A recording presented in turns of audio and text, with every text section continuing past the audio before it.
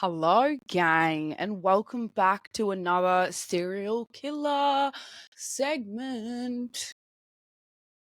I actually don't know whether many people have heard of this one either, but that kind of just makes me even more excited to bring it to you guys. So we'll see. We'll see how many of the audience know what's coming. So I feel like a lot of this serial killer have not been like the Netflix sort of realm, I mean, never say never, because sometimes Netflix brings out some stuff that shocks me.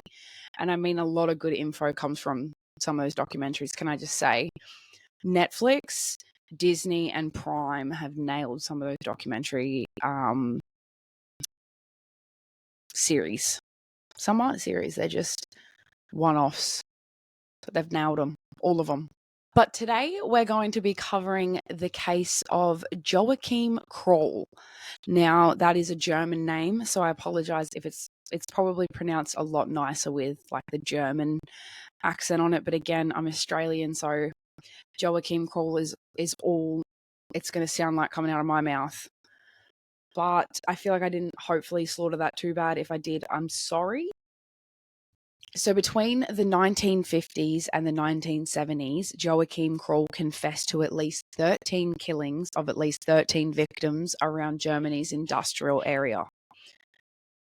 Although the true number of victims may have been much higher than this. Now, Joachim was described as shy, unassuming, and harmless by many neighbours. But now we know that behind closed doors, he was carrying out some of the darkest crimes known to history. And when the police finally arrested him in 1976, they walked into his apartment. And when the police finally arrested him in 1976, they walked into his apartment to find a pot of stew simmering on the stove, and inside was human flesh. So today we're going to be covering a case that is all about horror hiding in plain sight.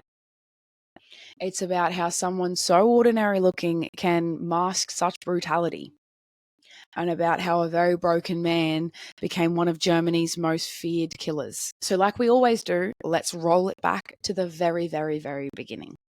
So Joachim Kroll was born on April 17th in 1933, and he was born in the town of Hindenburg, Germany. Now, this place is actually known as Zabja, Poland now. I hope I'm pronouncing that right, but it's not Hindenburg, Germany anymore. Just important to specify that. Little bit of, what would that be called? Is that geographics, history? I'm not sure. I think it's a little bit of a combination of both even. Both of two that were never my strong suits, along with math. Although English, I always loved English. Now, Joachim was the youngest of 8 children, and from the moment he entered the world, life was already stacked against him. His father was a miner by trade and was drafted to fight in World War II, in which he never came back. So whether he was killed at battle or lost to the chaos of war, young Joachim grew up in a house without a father figure. And unfortunately, his mother was already overwhelmed by too many mouths to feed. So Germany in the late 1930s and 40s was a brutal place for the poor. Food shortages were constant, and especially after the war.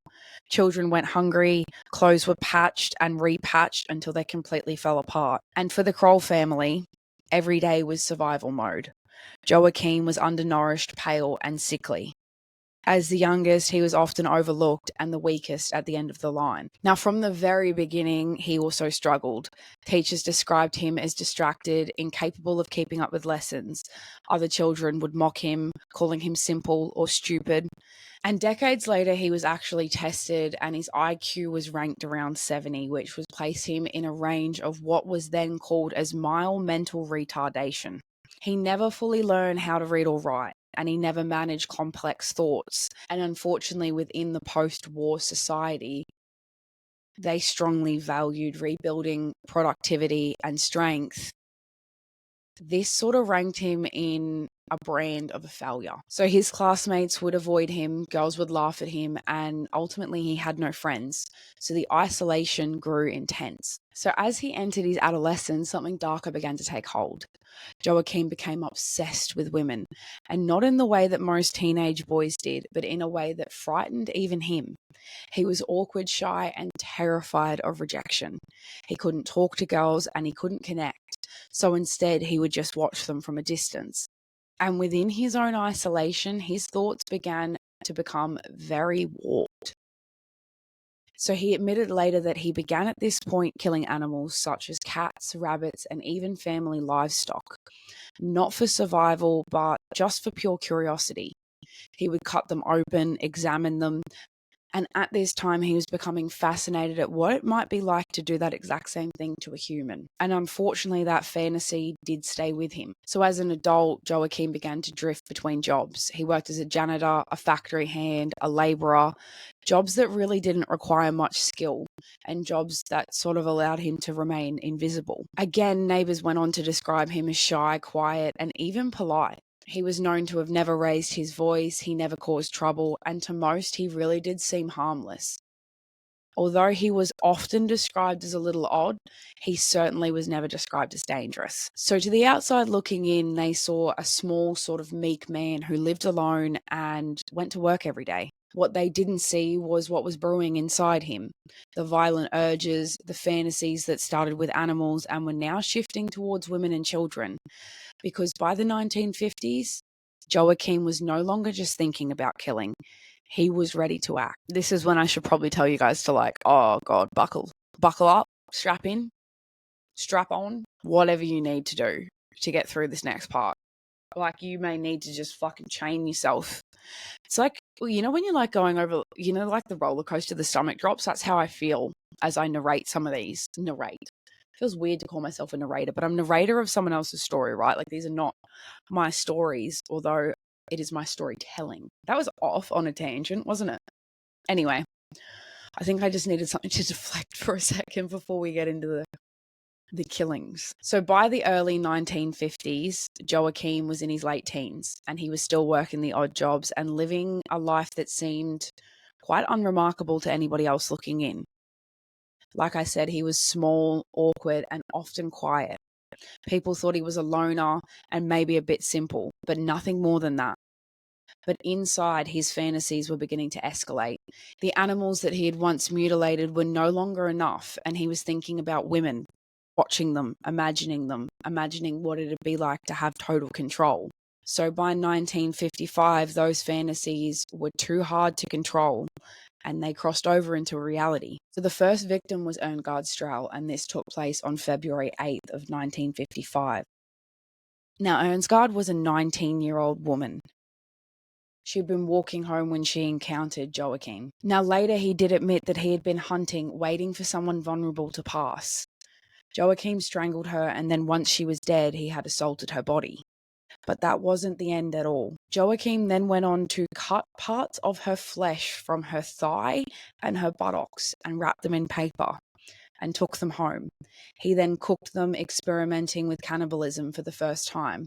And that was the beginning. So at this time, of course, police had absolutely no idea who was responsible for Irmgard's death. While it was absolutely shocking, it did seem like a once-off tragedy. But this made Joachim realize something, that he could kill and get away with it. So over the next 2 decades, women and children disappeared all across the Ruhr region, the industry's heart of West Germany. It was an area of factories, coal mines, and crowded working-class neighbourhoods. It was a place that was still scarred of war, full of movement, anonymity, and people who didn't want to ask too many questions about their neighbours. So Joachim at this time blended perfectly. He lived in cheap apartments, he kept to himself, and he worked low-level jobs that allowed him to remain invisible. And then every so often, he hunted. So all of his victims were chosen at random, and none were, I guess, linked in any way of a form of revenge. They were always young women walking home alone, children playing near rivers or fields, or girls that he spotted in parks or quiet streets that were alone. He would go on to strangle them, quick, quiet, no weapon, and no trace. He admitted later that he preferred strangulation because it let him feel the life leave his victims. And then, of course, came the mutilation. So with most of Joachim's victims, he would frequently cut pieces of their flesh. In some cases, he did cook and eat them. He later said it wasn't just about that desire, though. He claimed it helped him save money on groceries. I'm sorry if I said that really. I had to get that out so quick because that is just so fucking barbaric to me. Oh my God. Like I said, guys, doesn't matter how many times I cover cases, how many cases I cover, how many times I have to fucking research this shit. And mind you, I do know it's a choice because at the end of the day, I do really love it. But never gets easier to stomach. So when the investigators did finally piece together Joachim's crimes after his arrest, they confirmed at least 13 murders. But like I did say, the true number is almost certainly higher. Now, Joachim himself hinted at more victims, dozens more. The way he described his routine, 2 or 3 a year, stretched across 2 decades, it's hard to believe that the real total wasn't much higher than what was ever proven. So because we have quite a few victims, I'm going to try to break them down. A little bit for you guys, I guess. So let's get into it. Please try to hold your stomach because, like I said, it's pretty brutal. So in 1959, Clara Frieda Tesma was a 24-year-old young woman with her whole life ahead of her. On a summer evening in Duisburg, she set out for a walk. However, she never returned back home. Her body was found the next morning in a field, strangled. The mutilation was shocking. Flesh had been cut away from her body, and police were totally baffled. The brutality felt really random and unplanned.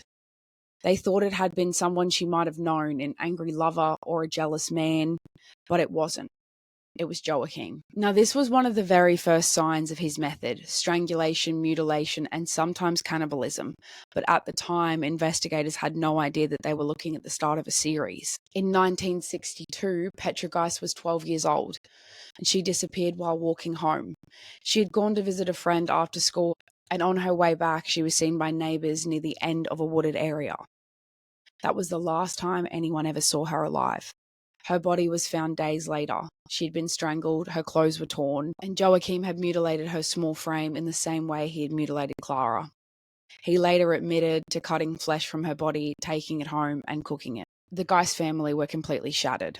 Their daughter was young, innocent, and barely into adolescence, and the police had absolutely no suspects.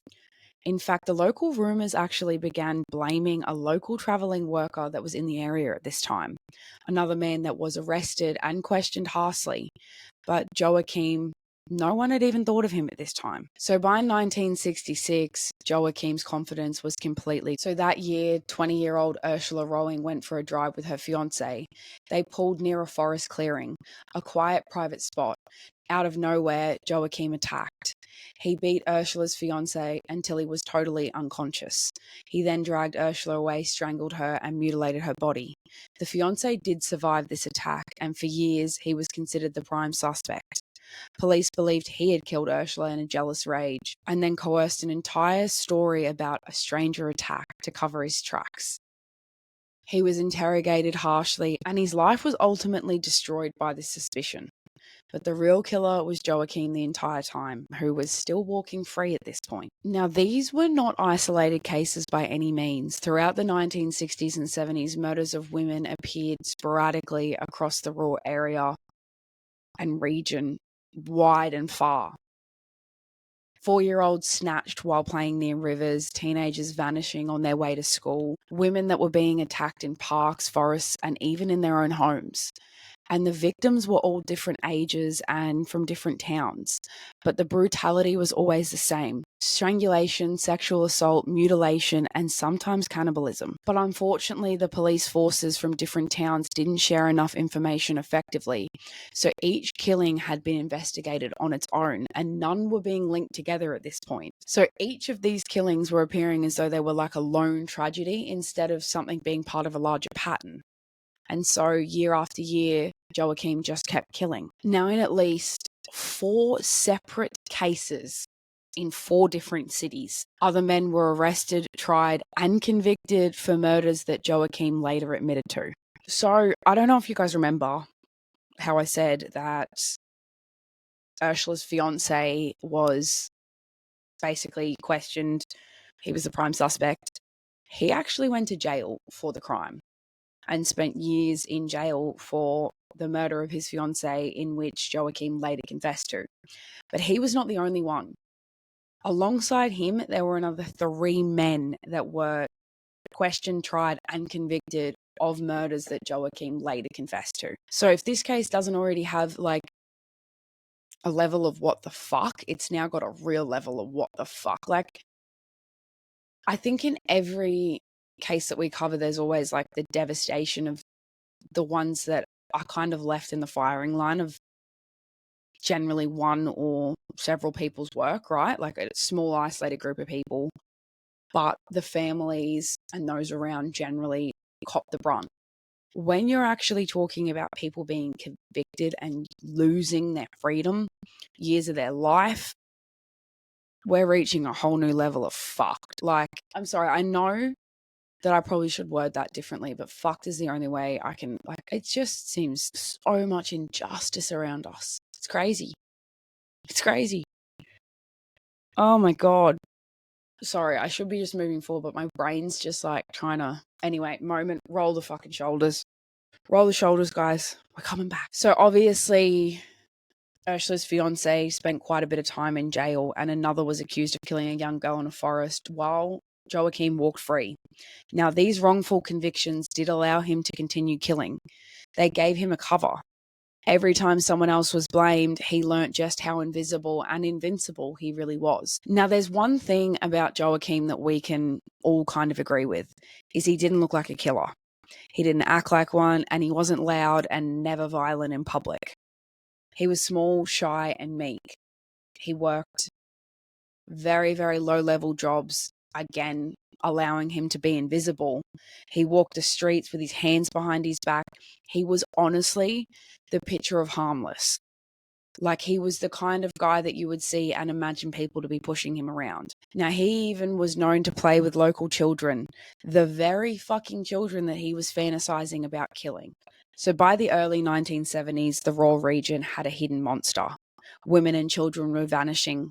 Bodies were turning up mutilated, and the killer was a quiet labourer that no one had ever suspected. But unfortunately, his luck and his mask were not going to last forever. Because in 1976, after more than 20 years of killing, Joachim made a mistake. And that mistake would finally expose the horror that lay inside his apartment. So for more than 20 years, Joachim has been killing in the shadows. He looked so ordinary and so meek that he slipped through the cracks of suspicion again and again. But in July of 1976, one simple mistake would end it all. So in the beginning of July 3rd, 1976, in the main industrial city of Ruhr, 4-year-old Maren Ketter was the youngest in her family, a lively child who loved to play outside with neighbourhood kids. That afternoon, she was seen in the courtyard near her family's home, skipping and laughing in the summer heat. Her parents thought nothing of it. Now, this was back in a time where when the children would sort of wander the block, your parents would only sort of half look. Like, that's how safe it was. But unfortunately, when the mother called Maren inside for dinner, she never came. And I'm sorry, I'm going to correct myself. I just said Maren. It's Marion. My apologies for that. Obviously, I was reading that a bit too quick. So at first, this all began as panic in the ordinary sense. Parents running from door to door, the whole neighbourhood searching in nearby parks, calling her name. And then there were children pointing to a stairwell, saying that they had seen her walking near there, and this area was where Joachim lived. Now, by nightfall, it wasn't just panic, it was fear. Something was wrong. So within hours of Marion's disappearance, the building caretakers began hearing complaints about the plumbing. Toilets clogged, sinks wouldn't drain, something jamming the pipes. When maintenance workers tried to clear the blockage, they pulled up what looked like strips of flesh. Pale, soft, nothing like food scraps. So at first, they thought innocently, like it might be from an animal. But the more they pulled, the more it became obvious that it was human. So the police were then called. Now, this trail led them to a small, dingy flat on the upper floor, apartment 11. Joachim Kroll's home. Now, when the officers knocked on the door, the smell swept before the door had even opened. This was a mixture of rot, sewage, and something else that smelt like cooked meat. Now, Joachim answered the door himself. Small, balding, awkward-looking man. The same man that neighbours had described as odd but harmless. But inside, stepping into that apartment was like stepping into a nightmare. Detectives later went on to describe it as one of the most horrific scenes that they had ever encountered. In the refrigerator, they found plastic bags stuffed with human flesh. And in the freezer were more wrapped parcels, bits and cuts from pork and beef. In the toilet pipes, they found organs, intestines, and the source of all of the plumbing problems. And then on the stove, the detectives found a pot simmering, a few carrots, potatoes, and pieces of marionetta. The smell was so beyond overwhelming that several officers had to leave the room gagging. And we're talking like hardened men. Some of these are veterans of war. They literally had to leave the room to vomit. One detective later said, "You'll never forget that smell. It gets into your hair, your clothes, your skin. It never leaves you." Again, goosebump moment. Oh. Now, when the police pulled Joachim from his flat, he didn't thrash and he didn't shout. He didn't act like a monster that was dragged into the light. He looked confused and almost harmless. And then later at the station, sitting under the yellow glare of the interrogation lamp, Joachim insisted at first that the meat in his pot was rabbit. He was simply making a stew, he said. A poor man's dinner. But the detectives already knew at this point. They had seen the refrigerator, the toilet, the bags of flesh. They had a missing child. And when they pressed him, showing him the organs that had been pulled from the pipe, confronting him with Marionette's disappearance, something in Joachim shifted.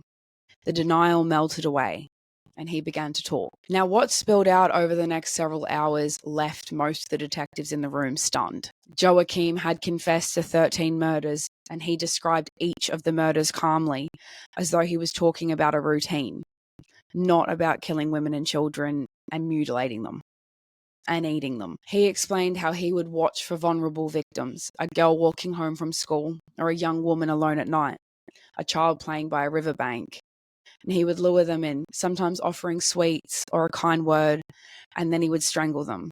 A quick, quiet, leaving no weapon, no trace. Afterwards, he told investigators he would satisfy his urges, and then, with clinical detachment, he would cut away pieces of the flesh. He fried some in a pan, he boiled some with potatoes, he'd stew others in soups. But then when he was asked why, Joachim's answer was grotesque in its simplicity. He told them it was simply to save money on groceries. There it is again. I knew that part of the story was coming back. Like, I knew it was going to roll back in, but oh my God, I feel like I could gag. Start a GoFundMe, bro. Anything else. I'm sorry, I should make humor out of it, but like, I feel like I'm obviously dark humor kind of person, definitely from life trauma, but that's fucked. Like, what an excuse. So it's pretty clear that to Joachim, human flesh was like any other meat. One detective later recalled with horror, saying he spoke about human flesh the way another man might talk about pork or beef. This was literally food for him. But unfortunately, the details didn't stop there. Joachim would explain how he got rid of the rest of the bodies, organs flushed down the toilet until the plumbing gave him away.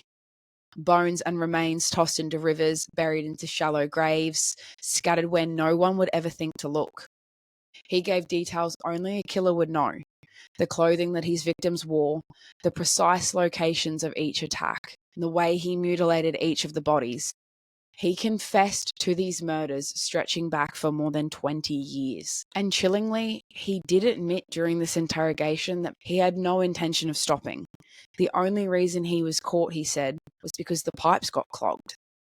The quiet man in apartment 11, the one that the neighbours thought was odd but harmless, the man who sometimes played with their children, was unmasked as one of Germany's most prolific serial killers. So after 2 decades of terror, it wasn't detective brilliance or some genius investigation that caught Joachim. It was a blocked pipe, a plumbing problem. So by the time that Joachim was actually arrested in July of 1976, Germany was in total shock. Headlines across Europe carried the story of the Ruhr Cannibal. Now I'm going to put up here, if I remember, as I'm editing tell, please remember this, what like the German headline said in the German word, because it sounds a lot like it probably is more fitting for the case if I do that, because obviously that's probably what most would have known it as. Now, the real reckoning with this case came 6 years later, and that's when his trial actually began. So now we're fast forwarding all the way to 1982, where Joachim walked into the courtroom. Now, he was small, balding, and wearing a plain jacket. Now, he had a timid expression that seemed completely at odds with the crimes that he was accused of. Speculators stared, stunned, because at the time, and even now, he doesn't appear to be a monster. He doesn't look like the sort of man that could even be capable of these kinds of crimes. He looks like a frail old man. And yet, the charges read against him painted a picture of unimaginable brutality. Families of victims sat within the gallery, clenching at photographs of their daughters, sisters, and children who never came home. Some wept openly. Others glared at Joachim, shaking with rage. Journalists described the atmosphere as thick with grief and disbelief. Now, over 151 days of testimony, the court heard the evidence. Police photographs of the apartments, the stew pot, the refrigerator bags, the toilets clogged with organs, the forensic evidence tying Joachim to multiple victims, testimony from detectives who recalled his calm, childlike confessions, how he described cooking human flesh as though it was nothing unusual. Neighbours who admitted that they'd seen him with children, but never imagined what he was actually capable of. The evidence against him was so damning, but what struck most was Joachim's demeanour. He never lashed out. He didn't deny the crimes. He sat quietly, often just staring at the floor, sometimes fidgeting with his hands, and when he spoke, it was in a flat, almost monotone voice. And he went on to explain his crimes with chilling lack of emotion. He said he killed because he wanted to. He said he ate flesh because it helped save money on meat bills. So this caused psychologists and psychiatrists to debate endlessly. Was Joachim a man who could truly understand right from wrong? Or was he so intellectually stunted, so damaged, that he was more like a child acting out twisted impulses? Some experts argued that he was clinically insane, incapable of grasping the horror of his own actions. And others countered that while he was low intelligence, he was calculating, methodical, and fully aware of what he was doing. Now, the court sided with that latter in the end. So Joachim Kroll was officially charged with 8 counts of murder and 1 count of attempted murder. Now, why only 8 when he openly confessed to 13? Because the investigators could only prove those cases without a reasonable doubt. The other cases that he confessed to unfortunately lacked physical evidence after decades of decay, or they had seen other men wrongly convicted. So still the scope was enough. So by April of 1982, Joachim Kroll was successfully convicted. The judge declared that he was guilty of murder and attempted murder, that he had acted with total cruelty, and that society had to be protected from him forever. Joachim Kroll was sentenced to life in prison with no possibility of parole. Now, for a lot of families, this was a bitter form of justice. They had waited years to see him tried. They had lived through decades of unanswered questions, wrongful arrests, and police failures. But now at last, he was behind bars. But unfortunately, no sentence could truly undo what he had already done. So when the trial ended in 1982, Joachim was immediately sent to prison. He had finally been stripped of any anonymity that allowed him to kill for so long. He was no longer that shy neighbour or that quiet janitor. He was now one of the most infamous killers across Germany. He was known as the Ruhr Cannibal. And behind bars, Joachim was kept under close watch. Other inmates reportedly viewed him with disgust and with fear. Not because he was physically intimidating by any means, because he wasn't. It was because of what he represented. His crimes repulsed even the most hardened criminals. Prison staff described him as quiet, compliant, and never causing problems. He did his chores, he kept to himself, sometimes humming and fiddling with small tasks. Now, on July 1st of 1981, Joachim died within that prison at the age of 58. His cause of death appeared to be a heart attack. Now, it is important to note that there was no grand final statement from Joachim. There was no apology, no real remorse. He died as he had lived, small, quiet, and unremarkable. Yet the legacy, unfortunately, that he left behind was one of horror. So unfortunately, the families of a lot of his victims never fully got really any true closure. Some never had their daughters officially tied to him, even though it was Joachim, if that makes sense. Some endured years of wrongful convictions before the truth finally emerged. There was so much injustice from so many families, and did it come from Joachim himself completely? Probably not. It was also law enforcement, a lot of factors, but my God, did the family suffer at the hands of this man. And a lot of that had to do with police overlooking the pattern for so many years, poor communication between police departments that allowed this to carry on, which I believe now has definitely been fixed, and we are heading in a very good direction. But it's a shame that so many of these cases suffer. So not even cases, sorry, I've worded that wrong. So many of these victims suffer in these cases because we didn't have the right tools in place. I guess upon reflection, it's just always sad when you're really listening to it. So when we talk about serial killers, people often think about the flashy ones, the ones that make the headlines, that inspire movies and documentaries.